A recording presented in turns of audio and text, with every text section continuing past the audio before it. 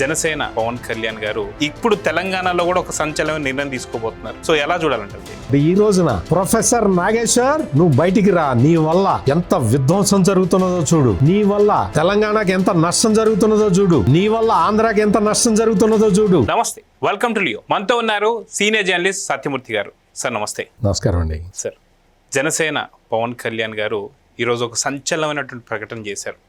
వాస్తవానికి గతంలో కూడా మనం చూస్తే ఆంధ్రప్రదేశ్లో నారా చంద్రబాబు నాయుడు గారిని అరెస్ట్ చేసి పరామర్శకు వెళ్తుంటే తెలంగాణలో ఆపేసినటువంటి పరిస్థితి మనం చూసాం. తర్వాత అది కూటమిగా ఎలా మారిందో మనం చూసాం. తర్వాత వచ్చిన రిజల్ట్ కూడా చూసాం. సేమ్ అదేవిధంగా ఈరోజు పవన్ కళ్యాణ్ గారు మాట్లాడుతూ జగన్మోహన్ రెడ్డి చేస్తున్నటువంటి కుట్రల్లోనే ఇది కూడా ఒక భాగం అన్నట్టు మాట్లాడారు. సో ఇప్పుడు తెలంగాణలో కూడా ఒక సంచలన నిర్ణయం తీసుకోబోతున్నారు. సో ఎలా చూడాలంటారు దీన్ని? అంటే పవన్ కళ్యాణ్ని రాంగ్ సైడ్ రబ్ చేశారు అందరూ కలిసి. అందరూ మొత్తం మీరు ఒక్కొక్క పేరు చెబితే దాదాపుగా ఒక 50-60 పేర్లు వస్తాయి. అంటే పెద్ద పెద్ద లీడర్లు, అంటే పెద్ద పెద్ద లీడర్లుగా వాళ్ళు చెప్పుకుంటుంటారు. ఈ పెద్ద పెద్ద లీడర్లు అందరూ కూడా కోడి బుర్ర ఉపయోగించి పవన్ కళ్యాణ్ని కెలికారు. పవన్ కళ్యాణ్ వాస్తవంగా తెలంగాణలో పోటీ చేద్దాము అని చెప్పి ఎంతమంది అడిగినా కానీ వద్దు, తగాదాలు అవుతాయి, మనకెందుకు, మనం ప్రజలకి సేవ చేద్దాం అనుకున్నాము, ఆ మేరకు సేవ చేద్దాము, ఏదో ఒక రూపంలో సేవ చేద్దాము, ప్రజలు ఎక్కడ కష్టాల్లో ఉంటే అక్కడికి వెళ్ళి సేవ చేద్దాము, ఎన్నికల్లో పోటీ చేయొద్దు, నాకు ఇష్టం లేదు, గొడవలు జరగటం, 2 రాష్ట్రాల మధ్య ఈ సెంటిమెంటు రేకెత్తించటం నాకు ఇష్టం లేదు అని చెప్పిన పవన్ కళ్యాణ్ని ఈ మేధావుల ముసుగులో ఉన్నవాళ్ళు, రాజకీయంగా ఎక్కడా అవకాశాలు లేని వాళ్ళు, వీళ్ళందరూ కలిసి రెచ్చగొట్టారు.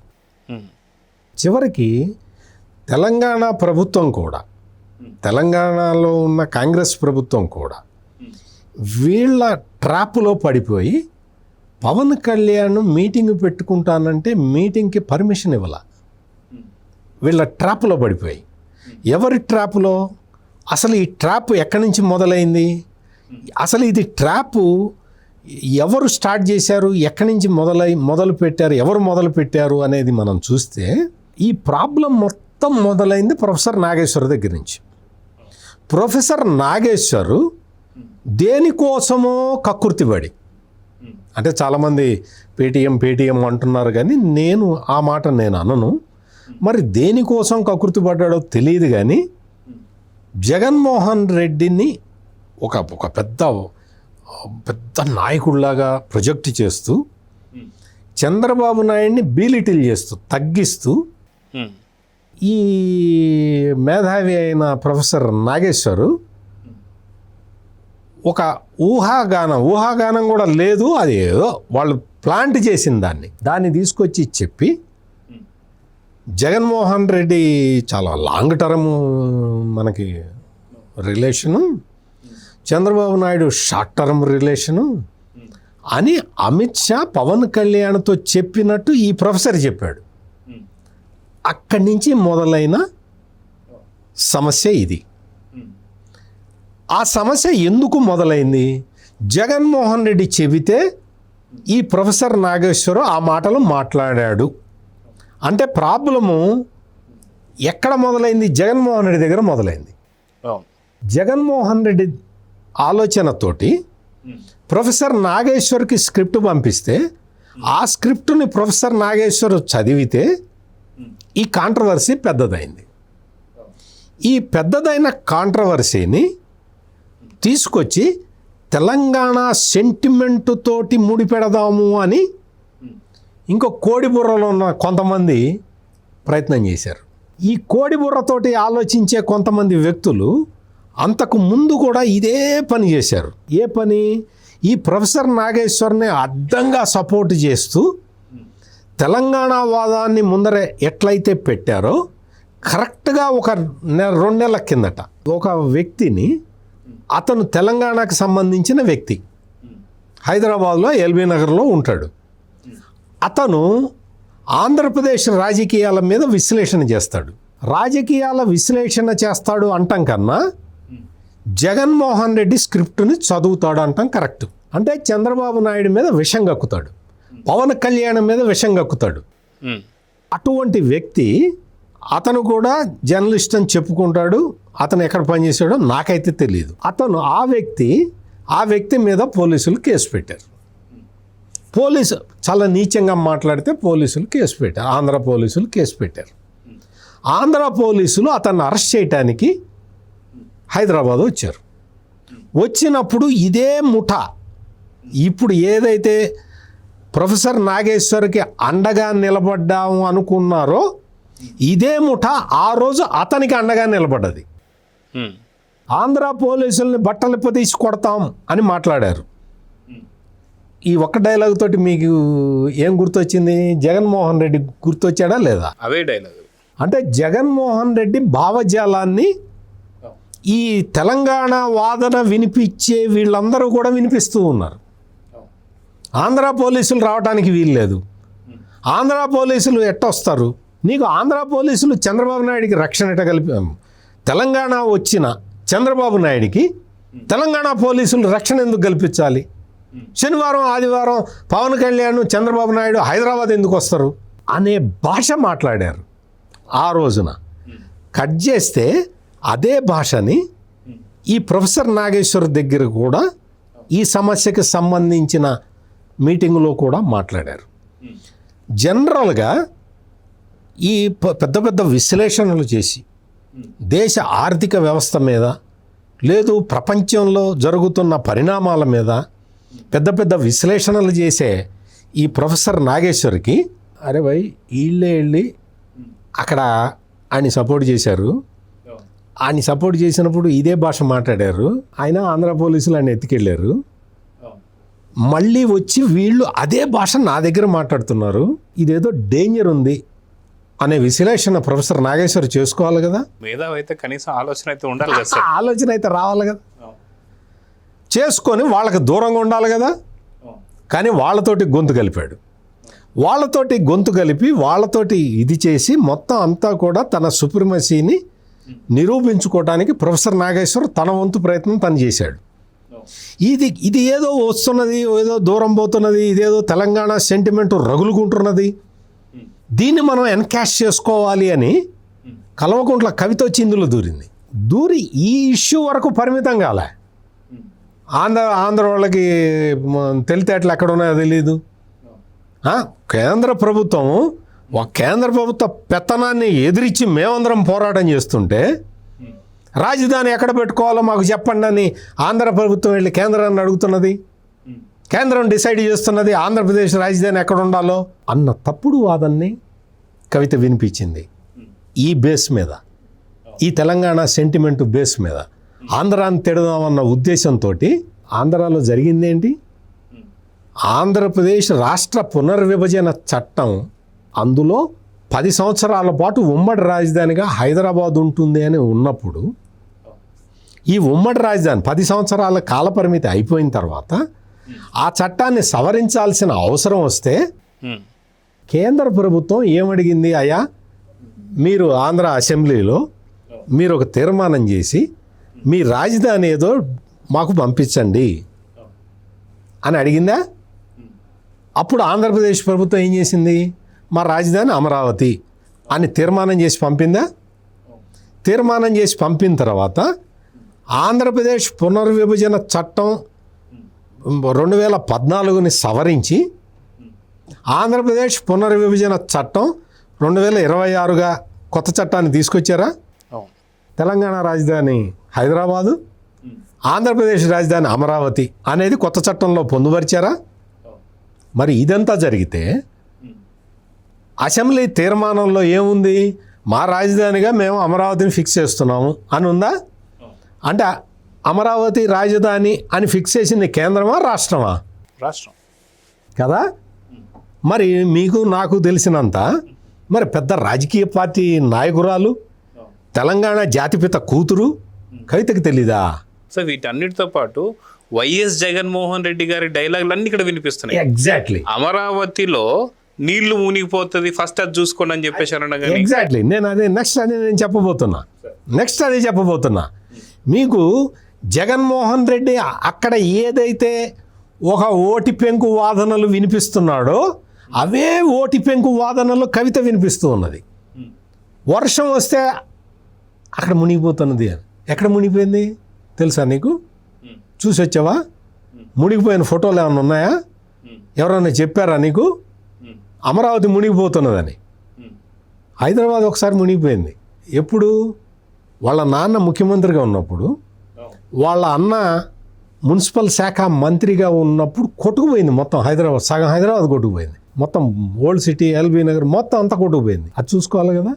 అంటే నేను ఎందుకు చెప్తున్నానంటే, జగన్మోహన్ రెడ్డి మావిగన్ని కూడా సపోర్ట్ చేసే హీనస్థితికి కవిత వచ్చేసింది అంటే ఆమె ఈ ఈ ఈ కుహనా మేధావులు రేకెత్తించిన తెలంగాణ సెంటిమెంట్ని ఎన్కాష్ చేసుకొని పవన్ కళ్యాణ్కి వ్యతిరేకంగా ఒక ఉద్యమాన్ని నడుపుదాం అన్న ఒక కుతంత్రంతో జగన్మోహన్ రెడ్డి భావజాలంలోకి వెళ్ళి పవన్ కళ్యాణ్ తోటి కయ్యం పెట్టుకున్నది.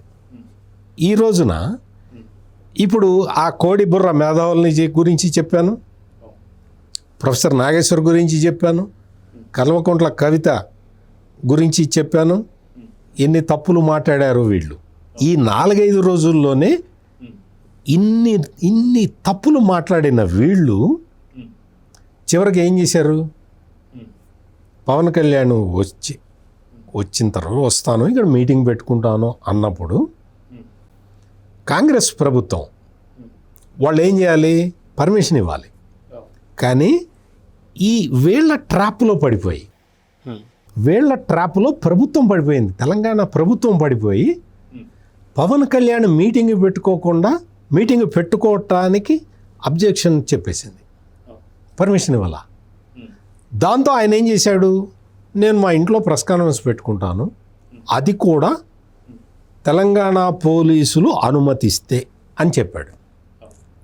తెలంగాణ పోలీసులు మరి దానికైనా అనుమతిస్తారో లేదో చూడాలి అని ఆయన ఎక్స్లో పోస్ట్ చేశాడు. అంటే దాని అర్థం ఏంటి? తెలంగాణ ప్రభుత్వం ఈ కవిత లేకపోతే ఈ కోడిబుర్ర మేధావులు ఈ ఓటి పెంకు వాదనల్లో ఈ ట్రాప్లో పడిపోయింది అనేది అర్థం. ఆయన వచ్చి ప్రెస్ కాన్ఫరెన్స్ పెట్టాడు. ఆ ప్రెస్ కాన్ఫరెన్స్లో ఆయన గద్దర్ గురించి చెప్పాడు. గద్దరు బతికున్నప్పుడు చాలా స్ట్రైట్ క్వశ్చన్ అడిగాడు పవన్ కళ్యాణ్. గద్దరు జీవించి ఉండగా ఈ రోజున తెలంగాణ గురించి మాట్లాడుతున్న వీళ్ళందరూ ఎక్కడికి పోయారు? గద్దరు కష్టాల్లో ఉంటే ఆదుకున్నారా? ఏ రోజునైనా సరే గద్దరు నా దగ్గరకు వచ్చి నా జేబులో చేయి పెట్టి స్వాతంత్రంగా ఎంత ఉంటే అంత తీసుకొని వెళ్ళేవాడు. ఈ మాట మీటింగ్లో చెప్పలేదు, కానీ గద్దరే స్వయంగా చాలాసార్లు చెప్పాడు. ఈ మీటింగ్లో అంటే ఈ ప్రెస్ కాన్ఫరెన్స్లో పవన్ కళ్యాణ్ చెప్పింది ఏంటి అంటే, పవన్ కళ్యాణ్ ఉస్మానియా యూనివర్సిటీలో మాట్లాడుతుంటే, అరే తమ్ముడు నువ్వు మాట్లాడరా, నీకు అడ్డం వస్తారని నేను చూస్తానని గద్దర్ అన్న విషయాన్ని పవన్ కళ్యాణ్ చాలా స్పష్టంగా చెప్పాడు. పవన్ కళ్యాణ్ భీమరావు వాడ, గాంధీ భవన్ పక్కన ఉండే ఒక వాడని దాన్ని ఆక్యుపై చేద్దామని రాజశేఖర రెడ్డి ప్రయత్నం చేస్తే అడ్డుకున్నా నేనని చెప్పాడు. గద్దర్తో తనకున్న అనుబంధాన్ని చెప్పాడు. భీమరావు వాడ ఆక్యుపై చేయడానికి ప్రయత్నం చేసిన రాజశేఖర రెడ్డిని అడ్డుకున్నానని చెప్పాడు. కొండగట్టు ఆంజనేయ స్వామికి తిరుమల తిరుపతి దేవస్థానానికి సంబంధించి 35 కోట్ల రూపాయల విరాళం ఇప్పించానని చెప్పాడు. తెలంగాణ పట్ల నాకు ప్రేమ ఉన్నది అని చెప్పాడు. అందుకనే ఇన్ని రోజులు నేను ఈ ఘర్షణ వాతావరణం వద్దు అన్న ఉద్దేశంతో నేను పోటీ చేయలేదు అని చెప్పాడు. నా నాయకులు, తెలంగాణలో ఉన్న నాయకులందరూ ఎన్నిసార్లు అడిగినా వద్దు, ఘర్షణ వద్దు, ఆంధ్ర తెలంగాణ ఘర్షణ వద్దు, అందుకని మనం పోటీ చెయ్యొద్దు అని చెప్పాను అని చాలా స్పష్టంగా చెప్పాడు పవన్ కళ్యాణ్. ఈరోజు జరిగిందేంటి? నిన్ను రానివో, నువ్వు కోడి చెరువుని ఆక్యుపై చేసావు, నువ్వు కోడి చెరువుని ఆక్రమించుకున్నావు, తెలంగాణ ఆస్తులు దోచుకుంటున్నావు అని కేకలేశారు కదా. మీరు ఇట్లాగే కేకలేయండి, నా పార్టీ మొత్తం తెలంగాణలో పోటీ చేస్తుందని డిక్లేర్ చేశాడు. ఇప్పుడు అడ్డుకోండి ఈ కోడి బుర్రతోటి ఎంత ప్రమాదం తెచ్చుకున్నారు మీరు.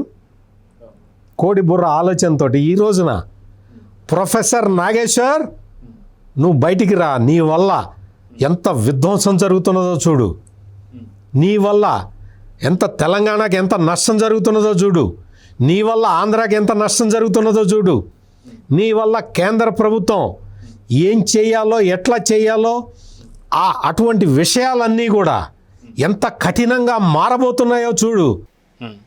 ప్రొఫెసర్ నాగేశ్వర్, నువ్వు ఈ సమాజానికి నువ్వు చేస్తున్న ద్రోహాన్ని నువ్వు గ్రహించు.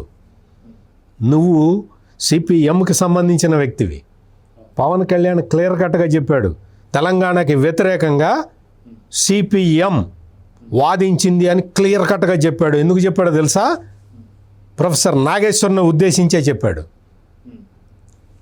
ఈ Telangana వాదులందరూ including Kalvakuntla Kavitha professor నాగేశ్వర్ని support చేస్తున్నాడు కాబట్టి పవన్ కళ్యాణ్ స్పెసిఫిక్గా తెలంగాణకి వ్యతిరేకంగా పనిచేసిన కమ్యూనిస్టు పార్టీ సిపిఎం, ఆ సిపిఎంకి సంబంధించిన వ్యక్తి ప్రొఫెసర్ నాగేశ్వర్. ఈ ప్రొఫెసర్ నాగేశ్వర్ని కాపాడటానికి మీరందరూ వచ్చారు అని కుల్లా రికార్డులు స్ట్రైట్ చేశాడు. తెలంగాణ ప్రజలందరూ ఈరోజు ఆలోచనలో పడ్డారు. ఇది జరుగుతున్నది. ప్రొఫెసర్ నాగేశ్వర్ చేస్తున్న డ్యామేజ్ ఇది. మొత్తం పౌర సమాజం మొత్తానికి ప్రొఫెసర్ నాగేశ్వర్ చేస్తున్న డ్యామేజ్ని పవన్ కళ్యాణ్ కళ్ళకు కట్టినట్టు చూపించాడు. జనసేన తెలంగాణలో ఎక్కడ పోటీ చేయాలో నిర్ణయించుకొని అక్కడ పోటీ చేస్తుంది అని క్లియర్ కట్గా చెప్పాడు. పబ్లిక్ ఆ ప్రెస్ కాన్ఫరెన్స్లో పబ్లిక్ కూడా వచ్చి ఉన్నారు. ఆ పబ్లిక్ అడిగారు, మీరు రావాలి తిరగాలి అని. తప్పకుండా తిరుగుతాను అని ఆయన చెప్పాడు. తెలంగాణకి పవన్ కళ్యాణ్ వచ్చి తన పార్టీ తరఫున క్యాంపెయిన్ కూడా చేసుకుంటాడు. సార్, తెలంగాణలో పవన్ కళ్యాణ్ భవిష్యత్తు ఎలా ఉండబోతుందంటే ఏం చెప్తారు? అది ఇప్పుడే మనం చెప్పలేము.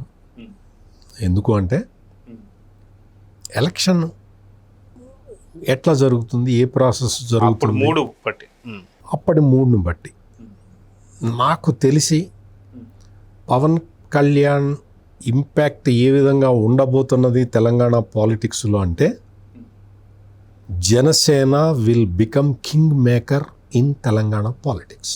తమిళనాడులో విజయ్కు ఉన్నట్టే అది ఆ పోలిక తేవద్దు, తమిళనాడుతో పోలికొద్దు. తెలంగాణలో డిసైడింగ్ ఫ్యాక్టర్ జనసేన అవుతుంది. అంటే డిసైడింగ్ ఫ్యాక్టర్ ఏ రకంగా అయినా కావచ్చు, ఏ రకంగా అయినా కావచ్చు. ఏ రకంగా అనేది ఇప్పుడే చెప్పను నేను. అంటే భారతీయ జనతా పార్టీ, తెలుగుదేశం, జనసేన కలిసి పోటీ చేసి డిసైడింగ్ ఫ్యాక్టర్ అవుతారా? ఇండివిజువల్గా జనసేన పోటీ చేసి డిసైడింగ్ ఫ్యాక్టర్ అవుతుందా అనేది ఇప్పుడే చెప్పలేము. ఖచ్చితంగా ఒక మాట అయితే చెప్పొచ్చు, కాంగ్రెస్ పార్టీ తన విధానాలని సవరించుకోవాల్సిన అవసరాన్ని పవన్ కళ్యాణ్ చెప్పాడు. రాహుల్ గాంధీని డైరెక్ట్గా క్వశ్చన్ చేశాడు, నువ్వు వెళ్ళి వాయనాడులో పోటీ చేయొచ్చు, జనసేన తెలంగాణలో పోటీ చేయడానికి వీల్లేదా అని అడిగాడు. ఆ క్వశ్చన్ తోటి రాహుల్ గాంధీ రియాక్ట్ కావాలి అని కూడా అడిగాడు. రాహుల్ గాంధీ రియాక్ట్ అయితే ఇప్పుడు తెలంగాణలో ఉన్న కాంగ్రెస్ ప్రభుత్వం తన విధానాలని సరిపోల్చుకోవాల్సి ఉంటుంది. కల్వకుంట్ల కవిత మొత్తం తను రెచ్చగొట్టి తను సూపులో ఎట్లా పడ్డదో, తను జగన్మోహన్ రెడ్డి వాదనని తెలంగాణలో ఎట్లా వినిపించిందో అది ఎక్స్పోజ్ అయింది. బీఆర్ఎస్కి అయితే ఇంకా వాళ్ళకి తెలంగాణ సెంటిమెంట్ గురించి మాట్లాడటం అటువంటి కార్యక్రమాలు బీఆర్ఎస్ చేయలేని పరిస్థితి ఉంది. అందుకని మొత్తం టోటల్ ఎపిసోడ్లో పవన్ కళ్యాణ్ ఒక కీలకమైన ఫ్యాక్టర్గా మారబోతున్నాడని మాత్రం చెప్పచ్చు. సో చూద్దాం సార్, మొత్తానికి తెలంగాణ రాజకీయాలు పూర్తిగా సంచలనం కింద మారినట్టుగా ఈరోజు పవన్ కళ్యాణ్ మాటలతో మనకు అర్థమైపోయింది. సో భవిష్యత్తు ఎలా ఉండబోతుందో చూద్దాం మరి. నమస్తే సార్. నమస్కారం అండి. Please subscribe to Leo news for more videos.